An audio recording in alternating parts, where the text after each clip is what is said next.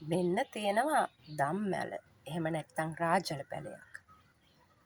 මේක මට අපේ මහගෙදරින් තමයි හම්බුනේ. මංගක් තියෙනවා මේකේ ටිකක් කොළ පාට වැඩි වර්ගයේ නිසා මං අරන් ආවා මේක හිටවන්න. බලමු එහෙනම් අපි. මේ තියෙන්නේ කොළ පාට. දැන් මේ කොළ දෙකේ පැහැදිලි වෙනසක් තියෙනවා දළු දෙකේ. එකක් රතු අනිත් එක කොළ. මං ගාව හිටවලා තියෙන්නේ දැන් මේ කොළ පාට එක. දැන් මං හිටවන්න යන්නේ මේ රතු පාට එක.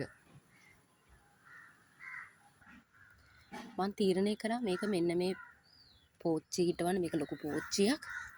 මොකද මම මීට කලින් මඤ්ඤොක්කා හැමත් මේ මඤ්ඤොක්කා නෙමෙයි බතල හිටවලා තියෙනවා පෝච්චි වල. එතකොට ලේසි අපිට මේ අලගලව ගන්න. ඔන්න මම එහෙනම් හිටවන්න යන්නේ.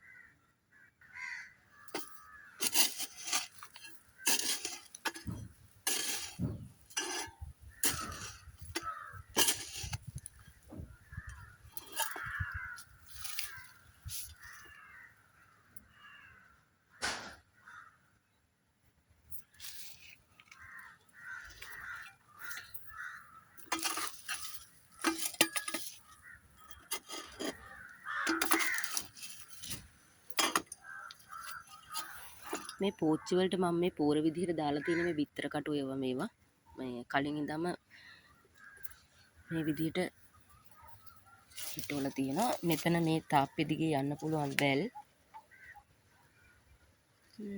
බලමු අපි එහෙනම් නේ කොහමද කියලා.